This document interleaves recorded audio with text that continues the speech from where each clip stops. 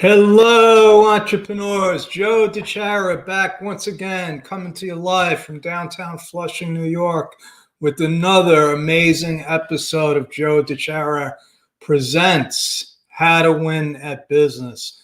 These are strategies that I have learned, implemented, tricks of the trade over the last 35 years. I've been in accounting. I am a CPA. If you don't know who I am, I love talking about small businesses, especially brand new small businesses.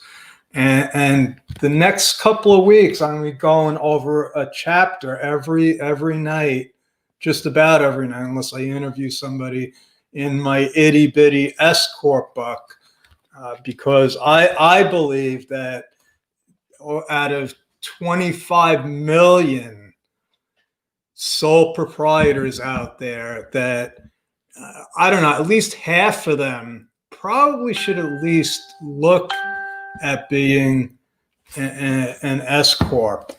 And so we're gonna talk tonight about chapter 2, which is who should own an S-Corp. Because not everybody, first of all, not everybody qualifies to be an S-Corp. I mean, you have to be a U.S. citizen. You got to have a business. You got to have, less than 100 shareholders. Most businesses only have one owner. And so what we're talking about here, so let's narrow it down to the people that I'm talking about here, because I don't want any more confusion. There is enough complications and confusion out there, which is a big part of the problem. That's probably the crux of the problem. And let's talk about what the real problem is here, folks, because last night I went through what an S-Corp is, how and why they were created. S-Corps were created in 1958 because there was a huge gap, wealth gap, between corporations and sole proprietors. That was, unless you had a partnership or something, that was the only choice. You were either corporation or a sole proprietor. Now, being a corporation was complicated, and there was double taxation. And what that means is there's a tax at the corporate level, and then you get taxed again when you take out the profits from the business in the form of dividends. So only, basically rich people were running corporations. Well, this is a problem. That's not what capitalism is supposed to be. It's supposed to be, we all have an equal chance. Anybody can get rich. Well, the sole proprietors weren't getting rich because proportionately they were paying more in taxes than the wealthy corporations. Does this sound familiar? I mean, does this sound familiar? Like, the rich keep getting richer. Has anything changed? I look at the facts and the results of since S-Corps were created, and nothing's changed. It's gotten worse. It's gotten worse, folks, because now we have a lot more businesses, a lot more people running businesses, and for different reasons. But yet, most business owners have not adopted the S-Corp solution. And why is that? And I don't want to get off topic, but tonight is going to be about who actually should own an S-Corp. And I have been butting heads for years with other professionals about this. And for me, people, it's black and white. It's simple. It's based on logic, simple math. Yeah, we know what the tax rates are. All we got to do is plug it into a worksheet and say, oh, this is how much I would save as an S-Corp. There's the legal issues. And that was another thing that sole proprietors had to bear. They had no legal protect. There was no legal shield, which meant if there was something wrong with the business and the business was going to get sued, these sole proprietors' personal assets were at stake. So that's not a good way to run a business. You got no legal protection. Your tax rate when you add in Social Security taxes is higher than the wealthy corporate owners. The people that were corporate owners were investors. They could keep their profits in the business. So there were two classes. That's it. It was the poor businesses and the rich businesses. And they created the S-Corp to bridge the gap. And now what S-Corps did was it gave business owners the legal protection, and it eliminated the double taxation that made it hard for sole proprietors to afford to be a corporation. They just couldn't pay taxes twice. I mean, it didn't add up for them. So we have the sole proprietors that are basically, trying to scrape by. And that's the truth. One of the misconceptions that I had, I guess, growing up was that I thought that when you have a business, you get rich. Why have a business if you're not getting rich? Well, it turns out that a lot of people just have a business because they can. And instead of having a job, and now a lot of people just have businesses as lifestyle businesses, such as like what I did. I couldn't work actually, I'm a bad example, but people that, are caregivers, maybe they start a business so that they can be around to take care of loved ones. But we still have this gap, folks. So in 1958, there was maybe, let's say, 6 million businesses altogether, maybe 3 million sole proprietors, or maybe 4 million sole proprietors, and only about 2 million businesses. Today, we got 30 million businesses. And the internet has a lot to do with that because it became easy to have a business. It became easier. And today, I don't know if it can get any. The only thing that makes it hard is the government with all of the compliance and all of that stuff. And they're making it harder and harder. Like I said, to open up a hot dog stand in Manhattan, you need a CPA and a lawyer because of all the registrations and legal stuff you have to go through. And that's it. So my purpose in life, my mission has become to make things simple and easy. And this S-Corp issue has really basically taken over because this is the crux of the problem. Because for me, in my profession, the people that I work with, business owners, CPAs, people that know about taxes, about preparing taxes, about the outcomes, about the audits that happen. We know about S-Corps.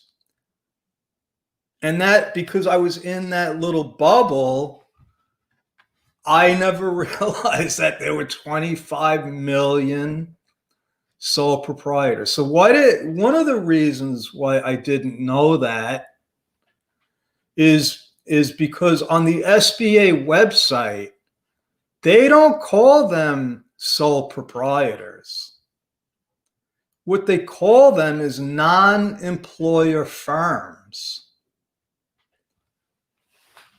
So to me, that is more than just a play on words. I believe that they just don't want to call attention to how many sole proprietors there are out there. And so I asked myself, so if being an S-Corp for so many sole proprietors is the way to do business, why aren't they doing it? Why aren't these people that logically, based on fact, the law, they should be classified as S-Corp? So why aren't they? Well, part of the problem is the confusion. The confusion over the benefits of being an S-Corp. And believe me, folks, this is by design. It is not by chance. The results, if in 1958 the objective was to bridge the gap for sole proprietors to become corporations, why didn't it work? Why didn't it work? Well, when you scour now we have the internet. Before you had libraries and you had to actually research. Now you can just Google stuff. But when you Google stuff about choosing what type of entity you should have, you know what's up there? The complications of being an S-Corp, the complications of electing to be taxed as a small business corporation, and how difficult at the state level it is to operate a corporation, and how simple it is to be a sole proprietor. So it was almost like they are encouraging people to stay as sole proprietors. Recently, they have more taken, and what I'm talking about right now is the SBA. They have taken less of an advice perspective and more of, okay, this is what a sole proprietor is. They're not saying anymore that it's simple. They're not doing the comparison to discourage people from being a corporation, because that's what they're doing, folks. They're discouraging people from becoming a corporation. Why? Because it's a way to keep people poor. It's a way to keep people down. It's a way for the government to keep control of people. That's the conclusion that I've come up with after years of research and just scratching my head. And the fact that I get blowback from other financial professionals, financial advisors, attorneys, people that never prepared a tax return, that never registered a business, that never had to clean up the mess of somebody being a sole proprietor and getting audited and losing everything. Those people are, for some reason, advising their clients that it's okay to stay as a sole proprietor. It's okay to be, oh, you should be an LLC. Well, let me tell you something, folks. LLCs were created for passive investors. It started in Wyoming for people that wanted to invest in oil drilling and wanted the pass-through tax benefits without the legal liability. They were not created for operating entities. And the IRS says, listen, you're an LLC. We don't recognize LLCs for tax. We don't know. So in other words, if you're only a one owner LLC, we're going to make you be a sole proprietor for tax purposes. So LLCs are a legal shield. There are no tax benefits. If you become an LLC, you have to tell the IRS, oh, I want to be taxed as a corporation. I forgot. We became an LLC for legal reasons, but now we want the tax benefits. Well, then why not just become a corporation? So I was talking to my coach this morning about this issue. And, so he owns several S-Corps. He also owns corporation, regular C. He also owns LLCs. And he told me, with LLCs, you can create a partnership that has, disproportionate percentages from, you can be a 10% owner, but get 50% of the profits. Let's say you're bringing all, so you can make, it's a blank slate. You can make any legal partnership agreement with somebody. If that's what you want to do, you can't be an S-Corp. It doesn't work like that. S-Corps, if you have more than one owner, have to be distributed according to the percentage of the ownership. So let's talk about who shouldn't be an S-Corp first.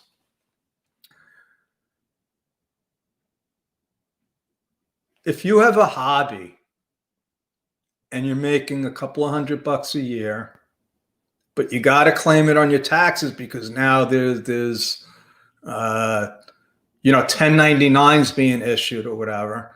Well, you probably don't have to be an S-Corp. Okay, unless you want to start treating that hobby like a business and get all the tax write-offs, because you don't want to take the tax write-offs as a sole proprietor. When you do that, you are putting yourself at risk to be audited by the IRS.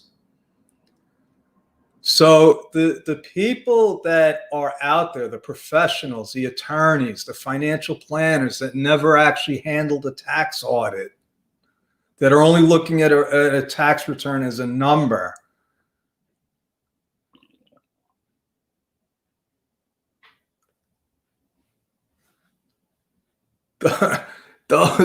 you should not be advising people on their legal entity choice. And it's as simple as that.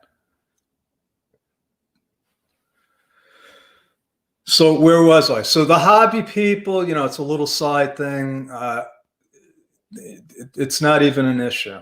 Like my son-in-law has this little poster thing. I encourage him to create a business because that's what I do. I said, all you got to do is take it from a hobby to you want to make money, and then we can create an S-Corp and write off part of your house and get all the tax benefits. But he's not interested in that, so he's got a hobby. He's not going to be an S-Corp. People like my coach Larry that owns a lot of businesses, has partners, you're at a whole different level.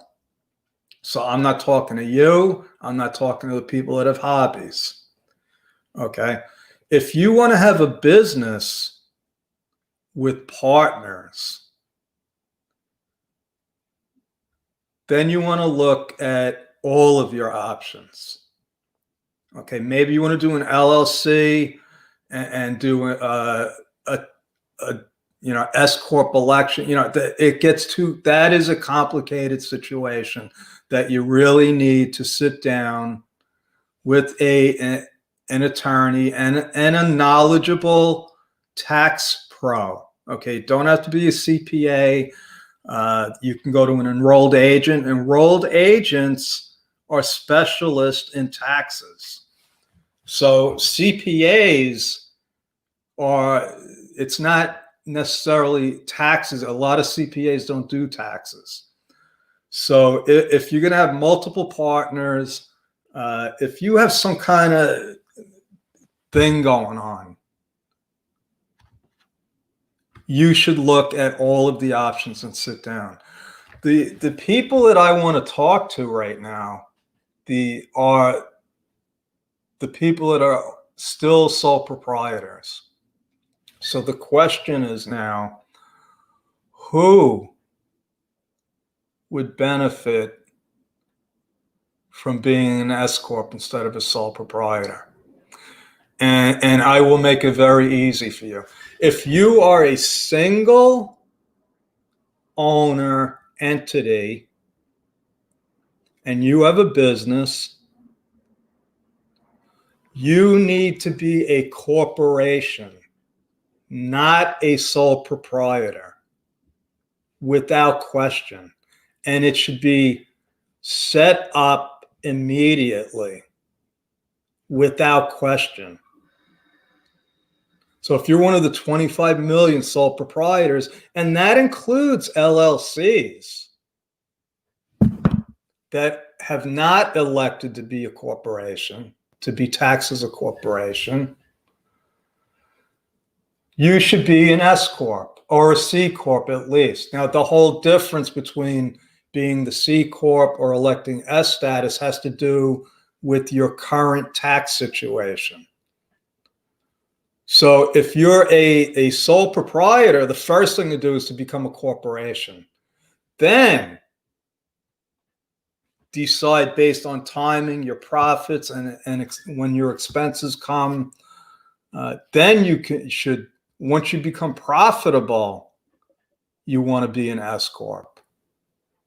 Hands down, no questions asked. And I will debate anybody that wants to come to me with facts and circumstances, and we will put down on a worksheet the numbers, the taxes. What did you pay last year? What would you have paid?